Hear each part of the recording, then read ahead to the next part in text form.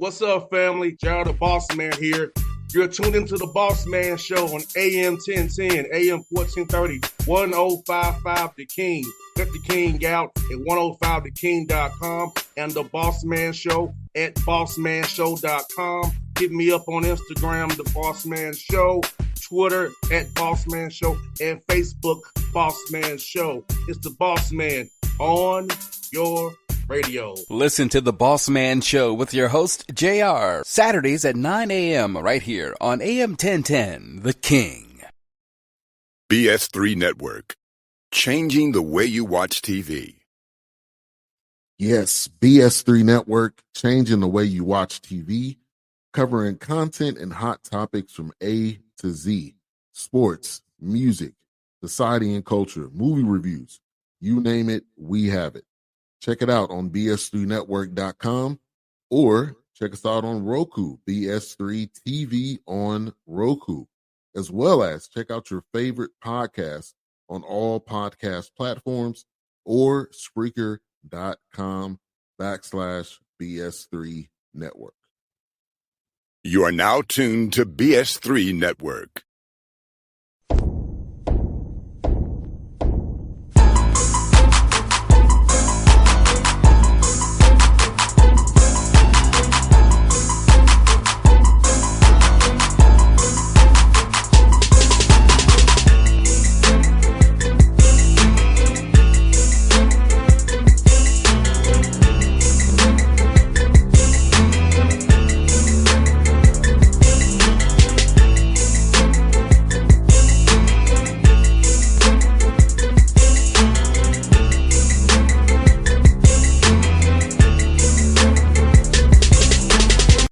Back at the Patrick Gayle Show, special guest friend of mine, now friend of Coach Gayle's, my man, former Siena head coach, Carm Massarola, and the Bossman Show, big Falcons fan as well. Carm, good to see you, brother. I'm glad you're doing your thing, man, out here still, as you still pushing it through, man, doing your thing, brother. I see you out there working, Carm. How you been, bro?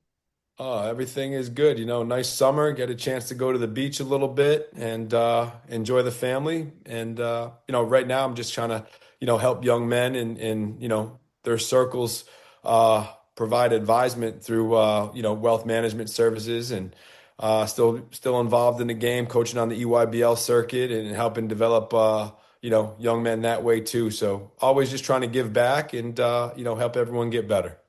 And Carm, it's funny you said that because I've been talking to coaches a lot about this financial literacy. I know for me at Tennessee State, I didn't have that. I was the kid that had 12 credit cards because they all came to the student center and gave us pizza and a T-shirt, and they bit me in the butt. And now it's a whole new game now with these kids, Carm, as you know, with NIL rev share. They don't realize they're 1099s now. You have to pay tax on that money. It's not free money. Now, for me, it was just me being a fool with credit cards. I had paid for it in my 20s and 30s to get out of debt. And what I'm thinking about my debt now. But talk about trying to get these young men to understand their finances, how to put it away, tax piece of it, and knowing it's also a net to this, not just the gross you're getting. Yeah, no, it's about what you can save. And to be honest with you, we all played. And so now these guys, and I've traveled the country, I've been to various, D1 schools, various levels, these guys don't need much, maybe a couple $100 a week if they want to take a friend out, go to the movies, go out to eat, maybe if they're of age, they're, going to a few parties. But I've talked to a bunch of my friends that are assistants at varying levels, Division I. Once that workout ends Friday morning at 10 a.m., some of these dudes are on that first thing smoking to Miami or Vegas. And next thing you know, they're staying at the Ritz. And, hey, that's great. Reward yourself. Well, maybe wait till the end of summer school, right? Or, maybe get your boys together and everyone's making a little money on the team. Maybe throw something that's going to help build team chemistry and have a little get together where you're getting some wings and some pizza and you're watching a UFC fight or NBA playoffs or, whatever it may be. But a lot of these guys, this is undue pressure for them. If they haven't had money before, now you got different people coming out of the woodwork that want to, get a handout here or there. And it's like, oh, well, I get I get 20,000 deposited directly into my bank account, and I see it right here on the screen. So that's for them. That's their reality, where it's like, hey, let's get that money invested. Let's give you a little bit of an allowance.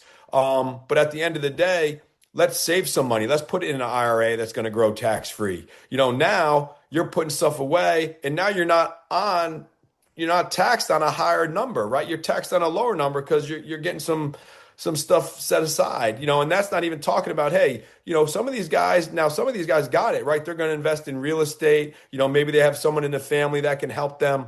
But at the end of the day, right, all these colleges, especially if this money's coming from revenue sharing, that compliance officer or that assistant AD that's looking at the payroll, they don't care where that money's getting deposited. They just want to check the box to say they did their job and they paid the player. But now, who's going to help that player once he is paid, right? And now, does mom or dad have a mortgage, right? Can they refinance their home? Can they do some things maybe for some siblings where they can have some college funds set up? So now everybody in the family's doing well. But I said this before, and I actually just tweeted something this morning, and obviously. Amir Abdul Rahim was a good friend, and he always talked about keeping the main thing the main thing. Well, all these kids and parents and everyone wants to talk about this money, but you're not getting paid if you can't hoop, right? You got to keep the main thing, and you got to work at your craft. You got to be a great person. You got to know how to, work with people and communicate at a high level. And that's another thing, these young men and women, that's this device right here can really be a distraction because you're comparing yourself to everyone else you see on Instagram and social media as opposed to running your own race. So for me, I've really found peace. I really love who I work for. I work at UBS for Jim Hart, who also runs the City Rocks. I played for him way back in the day in the late 90s. And, so just surrounding yourself with great people, just like when you were a head coach or an assistant coach and how you hire staff, you want to love coming to work every day. So for me, it's really been great. So just being able to help and give back for me is the blessing.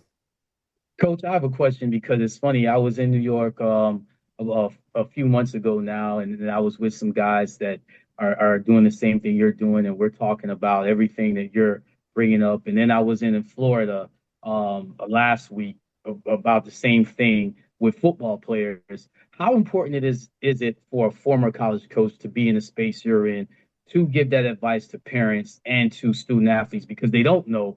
And I think what you're saying and how you're resonating, the message you have, I think it matters you being and having the background you have as a college coach. Yeah, Patrick, that's for me, we're trying to kind of do this a little differently. Like, there's not really this type of position created in a lot of these, financial sector jobs. So I kind of want to be a hybrid, right? I'm dealing with the coaching side of it. I'm dealing with the family side of it. I'm dealing with the investment side of it. Let's be honest. I don't want to deal with your money. I don't want to be a financial advisor. I want to help coach you to really alleviate stress so you can be your best self where you're not worried about your money, right? Your money's taken care of by, a great person that's going to really take care of you and your family and you're going to have goals, but that's going to grow, right? You don't need to touch that. So when the ball does stop bouncing, and that's the other thing, this is a harsh reality, right? I played overseas in Europe. It wasn't glamorous. There was times I was playing in A2 in Italy and Ragusa in Sicily. And I used to have a sterno heat lamp I used to have to turn on to get warm, and it would warm up the room. I would turn it off, go to bed, and I would sleep in sweatpants, a hooded sweatshirt, and mittens because I was a shooter, and we always had an early morning practice, and I needed my hands warm in order to feel the seams on the basketball. So if you love playing the game, you may make more money in the 5 years now, which the NCAA has blessed you with to play in college. You may make more money in college than you do playing overseas. And obviously, hey, let's make the NBA. I hope everyone makes the NBA. But as we know, that percentage of people that makes the NBA is very small. And you have to be the elite of the elitist. And so that ball stops bouncing in the U.S., you have to go to Belgium, Holland, France, Turkey, Romania, wherever you have to go. Well, hopefully that money you made during college is still growing and you don't need it. And you can live off the money you're making playing overseas. Because you know what? That money you're making overseas is probably going to be less than you were making in college at first. until you can hopefully get to a EuroLeague team or a cup team, a first division team in Italy or France or Greece, and now you're making big money. And then, hey, why even go back to try to make the NBA? Why go in the G League? You can make great money, travel the world. Now, obviously, not everyone can travel the world either, right? They're not used to those accommodations. They're not used to, being uncomfortable as much. But now, obviously, we're on Zoom. When I played, I had to spend 20 euros to go to the internet cafe on the corner and sit there for an hour to send emails to stay connected. Now these guys got all sorts of gadgets that they got in their contract to live in Rome or Milan. And I mean, if I could do it again, I'd still try to play. I had a European passport, but I felt it was time to get into coaching. No doubt. And Carm, how do you get these young men who are borderline first round draft picks to decide to stay in college or risk it going to the NBA and being a G League player or getting a second round exception like $1.4 million, it could have made more in college, and vice versa with 5-5 rule now? Do you feel like high school kids will have more of a chance now with it being 5-5, or it's still going to be old and stay old, in your opinion? Yeah, so, a couple things there, right? So one, advising our players in our EYBL program, we want guys to go and develop and get better. And you have to go where you're going to play. It's almost like you want to go down a level, right? As opposed to going to the highest level you can play. You want to go down a level because, one, as you alluded to, Bossman, kids are going to get fifth years. So all these rosters right now in college that you'll see kind of rolling out in August and September, all those true seniors, that school is going to try to retain them if they're a piece that they want. So now schools that thought they had 4 scholarships because they had 4 seniors may not have any. So the smaller schools in the lower levels, right, usually if they have a 4th-year senior, that kid's probably going to hit the portal unless they have an absurd amount of money to keep them. So we want our guys, especially, our goal is to place every kid Division I, and we've been able to do that, throughout the years. We're excited. We got Lucas Murillo at Illinois, Amari Wooten at Rutgers, Parrish Edmond at Siena, Darian Moore at Seton Hall, Braden Jones at Fairfield. So, we're able to kind of, do it, but it's also being able to provide that advice and knowing the landscape.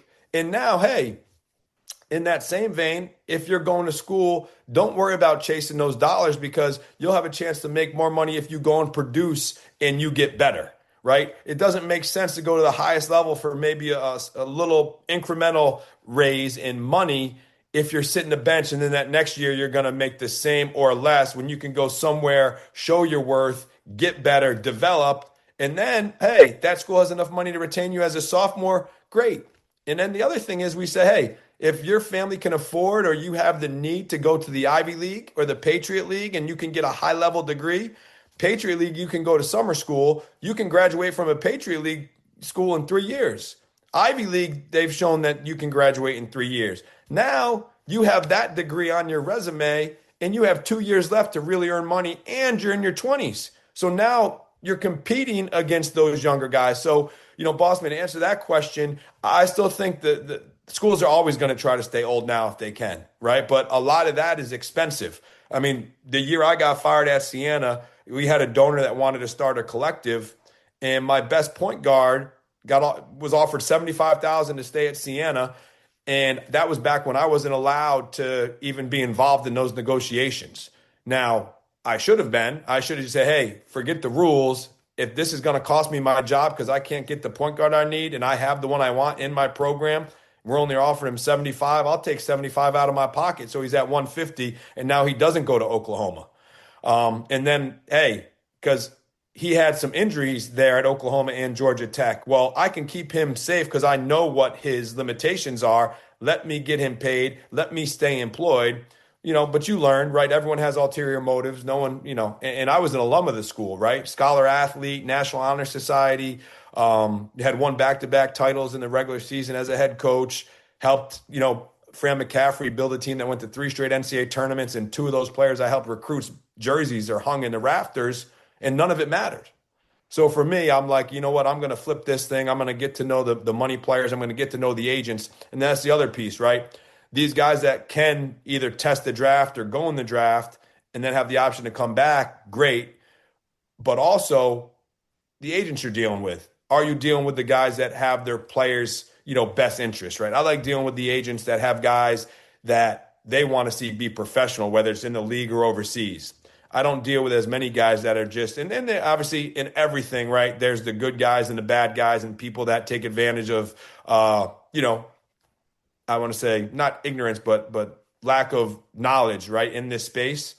So being able to kind of help as well. We help our players pick their agents too if they're coming and they need one. If they feel they need an agent, we have helped them go through that vetting process, and we have guys that we trust as well. So it's almost like a whole 360 encompassing kind of space where we want to be able to advise and help our EYBL guys. But parent, you forget when you were this age, parents don't know. Like right now, it's a dead period. Right? It's a dead period till I think August 17th or 18th. Well, you can't take visits. But, the one thing I do say is, hey, what head coaches are actually recruiting your son right now? Let's make sure we're taking notes, right? We don't want fake offers. Fake offers don't help anybody. It may hurt your recruitment because people think that, that level school is recruiting, we can't get involved. Now, good assistants are going to call regardless, right? If they like a player, they're going to call. They're not going to worry about the internet recruiting because there's a lot of internet recruiting right now too. Coach, you're giving me PTSD, Coach. When you say internet recruiting, it's so true. Now, I want to really focus in on the conference you came from, Coach. I have such a high respect for that conference. You talked about your accolades, but so many players from that conference go on and do such great things. Talk about the profile of coaches, with you being at Siena for such a while. Talk about your profile and why you were successful there and what it takes to be successful in that conference. Yeah, obviously, you got to get guys that love basketball, right? It's a coaches in a players league. Obviously, usually it's the team with the most talent, right? There's always going to be great coaches. Rick Pitino was in the league when I was there. Joe Gallo had not come into the league yet. Joe's a good friend who's at Merrimack, who's done a tremendous job. John Dunn at Marist, veteran of the league, was at St. Peter's, coached me when I actually played at Siena back in the day, and his teams and his staff do a great job. He's got an assistant, Dilip Bhatia, is his associate head coach, and he actually is a rising star in the business as well. And their defense has been tops in the country for the last couple of years. Manhattan with Steve Masiello back in the day, he went to NCAA tournaments. The list goes on and on. You have, more New York guys in Tom Pecora at Quinnipiac, who was Jay Wright's guy at Hofstra back when I played at New Hampshire. So I think obviously Greg Paulus does a great job, and Jim Christian, so you got a bunch of guys. It's a great coaches league. It's a players league. And I feel like if you went and did a study, the guys that transferred up from the MAC, you could see the success they've had. Like I said, I had Jalen Pickett, who went to Penn State and was with the Nuggets. He's a free agent right now. And Javian McCullum, who's overseas, who, went to Oklahoma and Georgia Tech. And I had Gio Emajuru, who was, he wanted to stay at Siena, and I wasn't told how much money I had to keep him. So he goes to George Mason in East Carolina, and now he's with the Denver Nuggets. You can get some pros in that league. And I think now, you got to be able to retain them. But I think now if you can evaluate, you can really get a leg up because, I've been on the road all summer going to different events too, just, building relationships still because you constantly have to do that. But you can still out-evaluate people because a lot of these guys at schools with money, they're not taking detailed notes and detailed evals. They think, I'm just going to pay this guy and we're going to be good, as opposed to having that vision where it's like, this guy in 3 years after he goes low major or mid major, so 1 year more at prep school and then 2 years at a low D1 or mid D1, he's a guy we're going to probably have to recruit. Let me assess his game right now and take some detailed notes. Going left on that pull-up, he really shorts his shot. He pulls the string. He doesn't follow through. But going right, he really gets to the cup well. He over dribbles going left. So I think my point is the more detailed you are and the more kind of in tune with everything, you're going to get ahead, just like anything in life, right?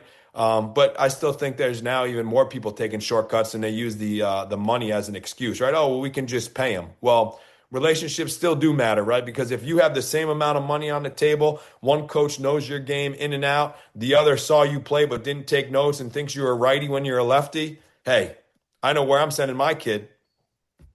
No doubt. And Carmen said something very important there about relationships. With this new world of rupture NIL, you have a guy 9 to 10 months max. So talk about the people trying to build a relationship with a young man who's kind of a stranger to you. You only have him for a short period of time, but you try to maximize the most out of that young man in that 9 to 10 months that actually do have them. Yeah, and I'm sure Patrick can allude to this too, but I mean that's the hardest part because like building genuine relationships is exhausting, right? It's invigorating, right? It fills your cup up because you're giving of yourself and there's a true bond. The key is being able to find that true bond because a lot of these kids now are almost trained by their parents. It's about the money. It's about kind of, being straight faced and they don't really let you in. They're just kind of using you for the numbers they can get and produce and hopefully you win. So if you can break that barrier down and get the guys that really love playing and buy in and really care about you as a person and get to know your family, now it's in a microwave, right? It's in a little shorter window.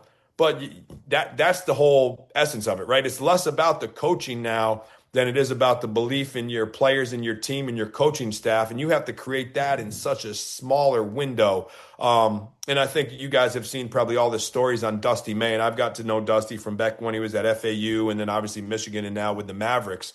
But the guys that are able to get to that level really have it figured out with the team building, the chemistry, and how they're coaching their group and not manipulating, but pulling the right levers at the right time. Because like I said, it's less about the game. It's more about psychology and the people. And then it's, hey, you could have a bad practice, but you still got to practice the next day. So you can't dwell on that, right? It's not like the old school coaches that could be pissed off and run their guys all the time because they're just not going to perform. So it's, and that's another thing, right? You continue to dive into that with the team building and the culture stuff. I'll be excited to see some of these teams that had bad years last year now have to bounce back this year because now, as we know, the window for head coaches is much shorter too. Yeah, coach.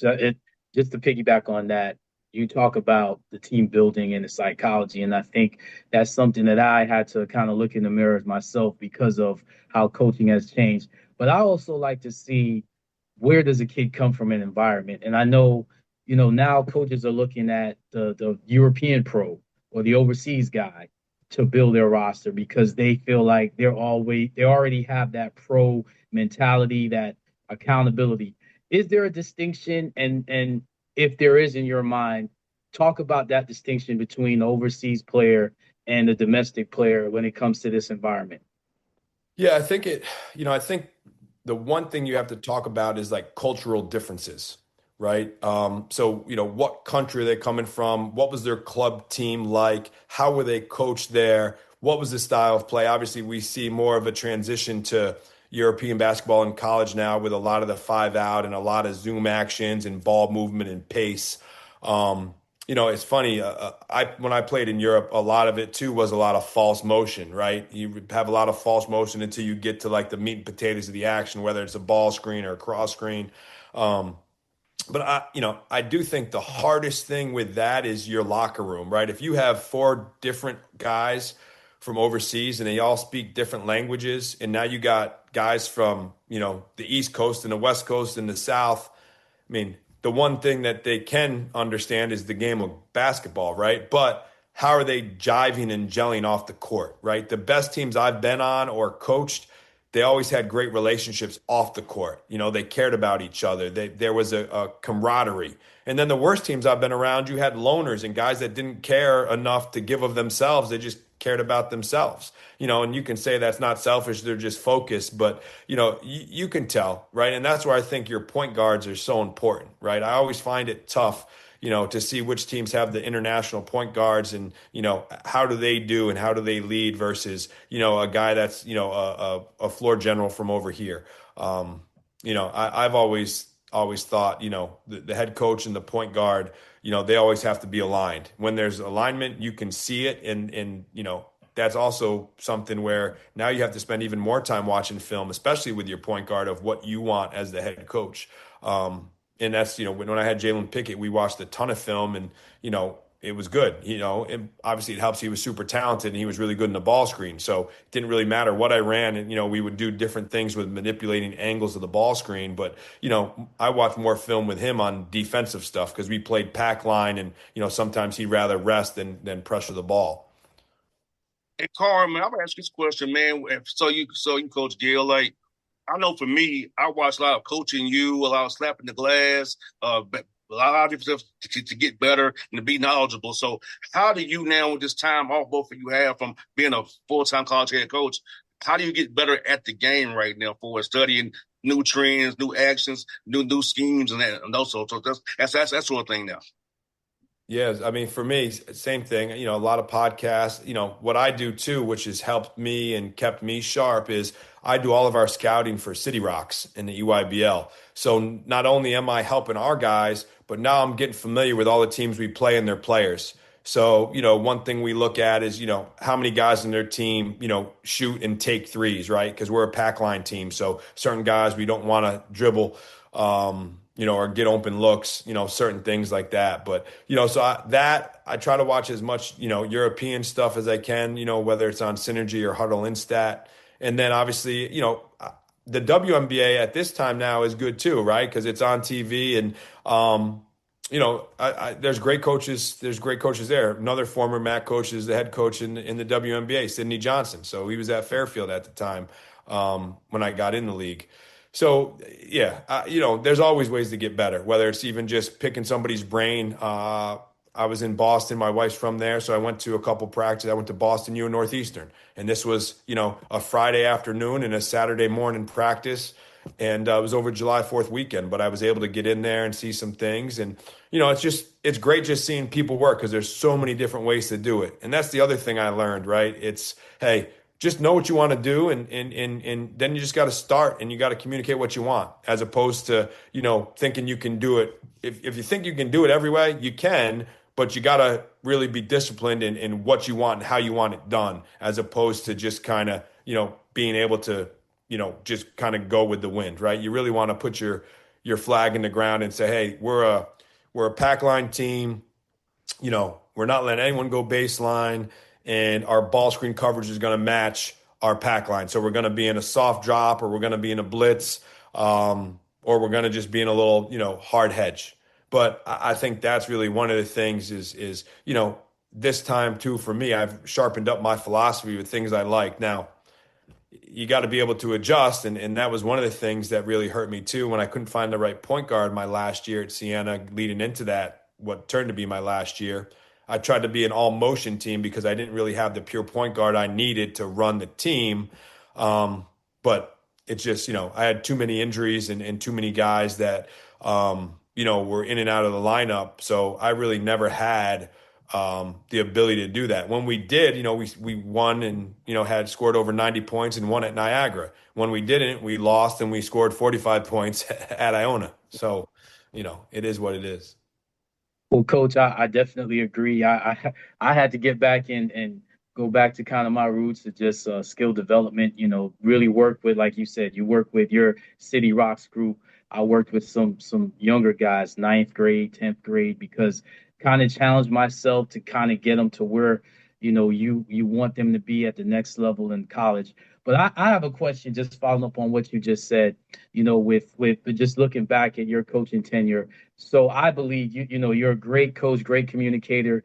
You're going to do a great job at the next spot that you're at. But if you could talk to yourself, and you're at your job now, you're starting today, what would you tell yourself going into your new job of how you want your coaching philosophy to tweak a little bit? Or do you want it to change at all? Do you say, hey, this is a refresh and I'm going to be myself? Yeah, I think always being yourself is key. I don't think I trusted myself.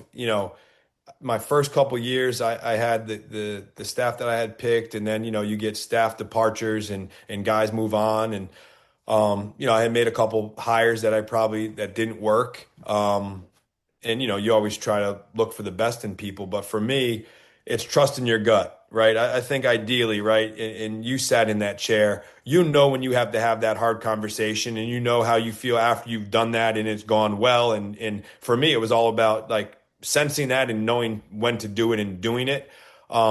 But then I would still stick with, I like calling set plays. I like having guys kind of play out of like an early drag or, being able to advance it and go attack in transition. But then I want to run some families of plays and have some set plays because I'm much better knowing where the ball's got to go and teaching timing and spacing off of action and also being able to manipulate the defense off of kind of play calling than opposed to motion offense. I think it takes a special team and special players to be disciplined enough to run good motion offense all the time. And I think it's so hard to do that now with such a smaller window to get better.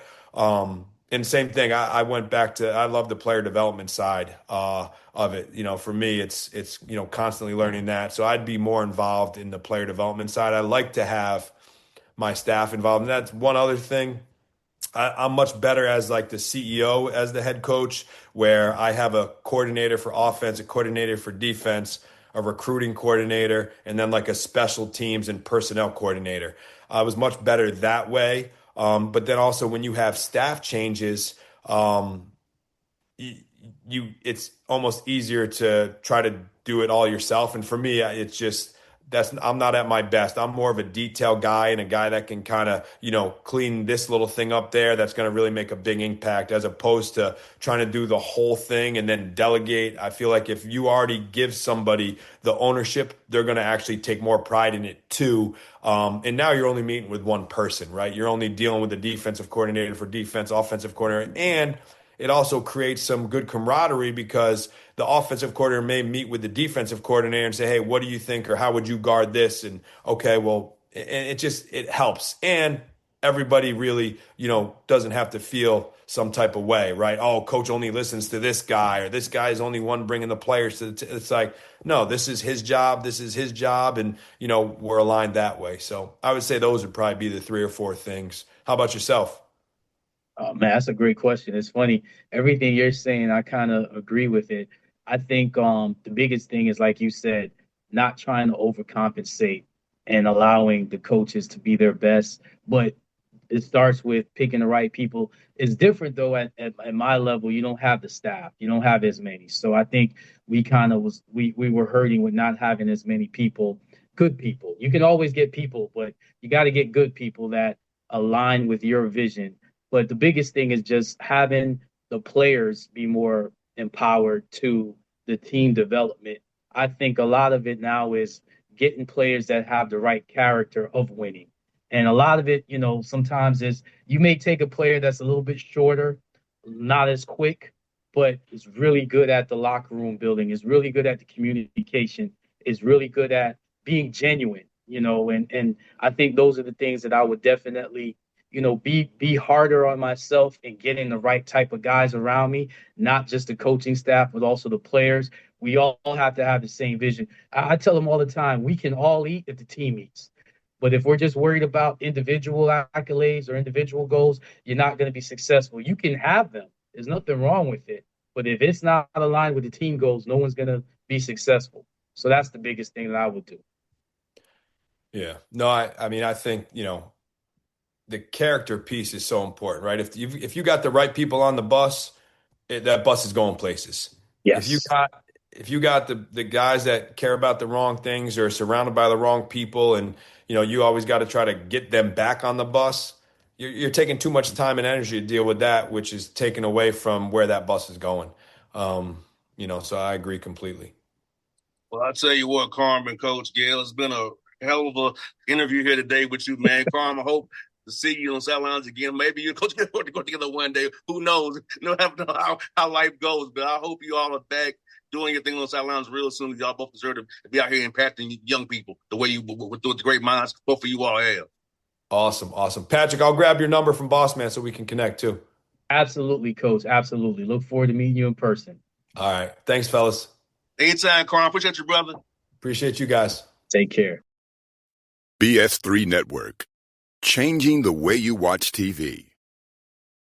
Yes, BS3 Network, changing the way you watch TV, covering content and hot topics from A to Z, sports, music, society and culture, movie reviews. You name it, we have it. Check it out on bs3network.com or check us out on Roku, BS3 TV on Roku, as well as check out your favorite podcast on all podcast platforms or Spreaker.com/BS3 Network. You are now tuned to BS3 Network. What's up, family? Gerald the Bossman here. You're tuned into the Bossman Show on AM 1010, AM 1430, 1055 The King.